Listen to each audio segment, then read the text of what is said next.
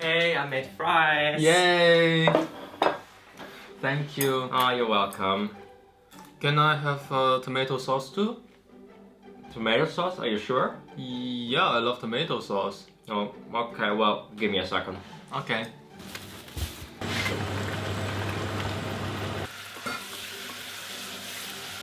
Why is this taking so long? Why is it taking so long? Is everything okay? Yeah, just give me another minute. Okay. Okay, here, I made your tomato sauce. Is everything alright? This is not tomato sauce. Yes, it is. It's tomato sauce. It's sauce made from tomatoes. This is more like tomato juice or tomato paste. Why is that juice? It's tomato sauce. No, tomato sauce is this. This is tomato sauce. That's ketchup. It says so right on the label. It says tomato ketchup. This is not this is sauce. That's ketchup. No, but this is tomato sauce. So being in an intercultural relationship can be quite a lot of fun, but it can also demand quite some hard work. And since neither of us are really fluent in each other's native language, we use English all the time to communicate. But since we're also not really fluent or native speakers in English, we make, some mistakes, which just, that's bound to happen.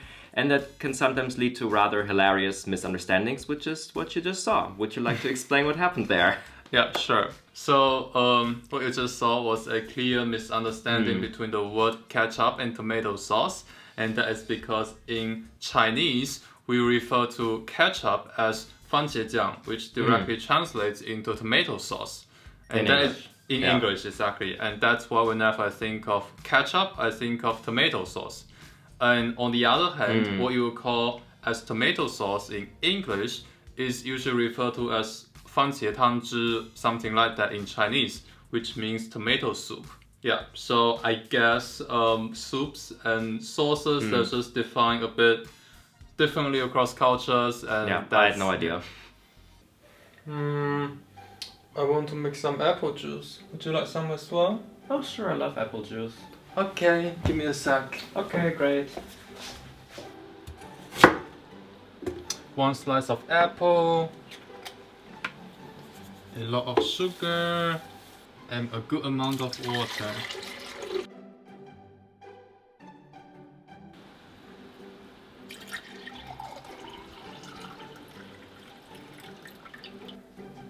Hey, I've got your apple juice. Oh, nice, thanks.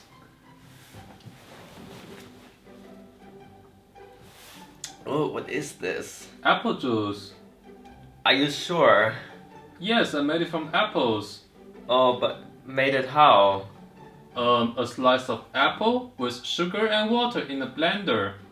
It's not juice. But that is juice. That's how you make juice. No, that's not. It's not how you make juice.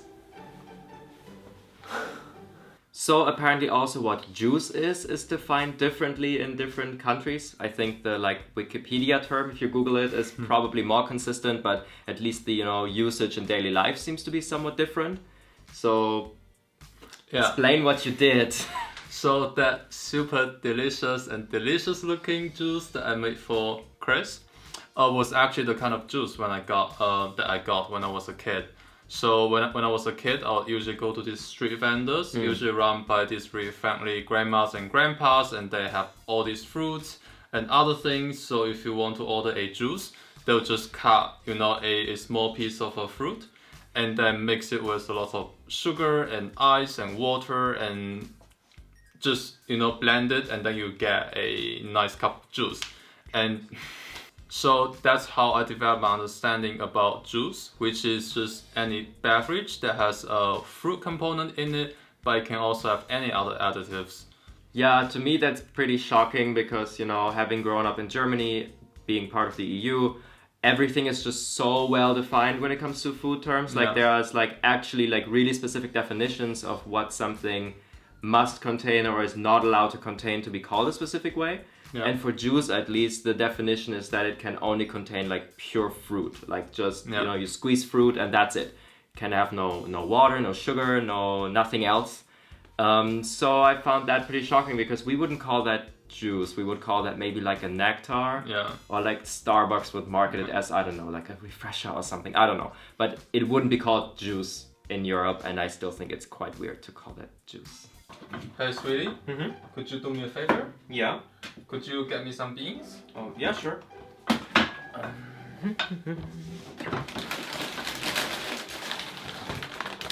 Yeah, here you go.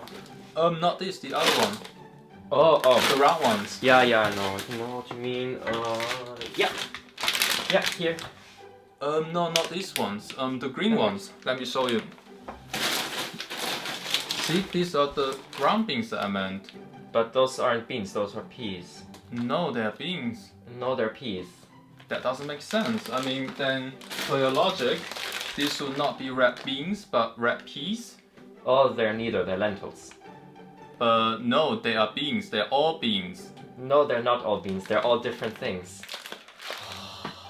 So when we researched this part, I think we just got really confused because we don't really know anymore what a bean and what a pea is supposed to be. So they all belong to this botanical family of like legumes, which is also called the bean family or the pea family.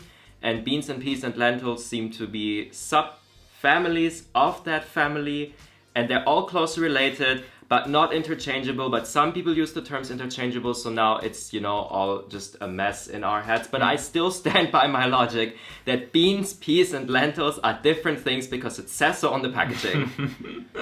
Well, clearly that's not the case for me. In China, beans, peas, and lentils, they're all just called beans. So, which means in Chinese you call all of these things dough. Yeah. Which Something, literally something dough. Yeah, it literally translates into beans. And that's also why whenever I refer to peas or lentils, I also call them beans. I mean, I have examples here. So this is red lentils, but in Chinese we actually call it 小红扁豆, which translates into little red flat beans. We also have this is chickpeas in English, but in Chinese we call it 鹰嘴豆, which translates into hawk beak beans. So yeah, I mean they're all just beans to me. And fair enough, people do call like chickpeas garbanzo beans. Yeah. So I guess even there's not a consistent term. It's also confusing in Yeah. English. Yeah. So I think the bottom line is for you everything is bean because everything is like dough. Yeah. And for me, I go by what it says in the packaging, and for me they're all different things. So what are you doing? I'm making dinner for us. Oh, how nice. Is there anything I can help you with? Maybe you can help me open the light? Okay, sure. Wait, what are you doing? I'm opening the light. But this isn't opening the light. Yes, it is. It was closed and now it's open. Then maybe you can close the light now? Okay. I will show you what open the light means. This is open the light. No, it's not open the light. It's turning on the light. So this misunderstanding is actually super legit because it happens to us on probably a daily basis, but I'm not really confused by it anymore. Or I don't know if I ever really was confused about it. It's more like it amuses me. Would you like to explain why? Yeah, so the reason is because to open and to turn on are the same characters in Chinese, which is kai. So if you want to say turn on the laptop, you say kai the laptop. Yeah. If you want to say open the door, you say kai the door. Yeah. And actually the same thing applies to the word close and to turn off, which is guan in Mandarin. So if you want to close the door, that's guan the door. So that's why, you know, for me, I whenever I want to say turn on something, I just think of open something. Yeah. And that makes intuitive sense to me. And actually, I'm not the only person who thinks that way. Apparently, Google thinks that way too. So our phones are actually connected to our lamp in the house. And whenever I tell my phone to open the light, it turns on the light. Yeah, that's true. So see, hey, this is not completely off, you know? Yeah, or somebody trained the AI wrong. We don't know. I was thinking we should get a beamer for our home. A beamer? Yeah. Beamer. Oh yeah. I know what it is. Actually, I think we can make it from home. Are you sure? Yeah, we have all the necessary parts. Really? Yeah, we do. Just give me a sec. Here you go. Here is your beamer. What is this? It's a beamer. See? It's something that gives off light, of beams. Oh, no, that's not what I meant. Then what do you mean? I'll just give me my handy and I'm gonna show you what I mean. Your handy? Yeah. Okay. Sure. Here's your handy. That's a handbag. But you said handy. Yeah, but I didn't say handbag. But then what do you mean? So in German we have this really weird habit of just appropriating English or English sounding terms and give them a totally different meaning, so that everybody who actually speaks English properly is super confused when they hear these words used in like a German conversation. And I think handy and beamer are really the two most common ones, I guess. So beamer, you know, it's just the word we use for projector. I don't really know why they came up with that word. I guess it's because, you know, there are like beams coming out of the projector onto the wall. I don't know. I mean, it makes sense, right? It makes intuitive sense, I guess. At least to my German brain, it does make sense. And the handy one, yeah, I think it's weird. I think it might come from the term, like the German term for hand, which is Hand. And you know, it's like something that's small and it fits in your hand, so you add a Y for it and it becomes a handy. Well, but actually this scenario never happened to us. No. Because I know some basic German. I lived in Germany for a couple of years. So the word beamer and the word handy, they make sense to me, even if you use in an English context. But yeah, we just think that this probably happens to other people, other couples. Happen, yeah, so that's why we thought it would be fun to show you as well that, you know, it's not always... it's not always you. It's not always me, you know. So, even though we have these misunderstandings from time to time because we grow up with different native languages and different cultures, overall we enjoyed these differences very much. It's quite a lot of fun. And we also like the fact that we can still learn new things from each other. So yeah, I think overall this is quite positive. Let us know in the comments if this also has happened to you, or to your significant other or people around you.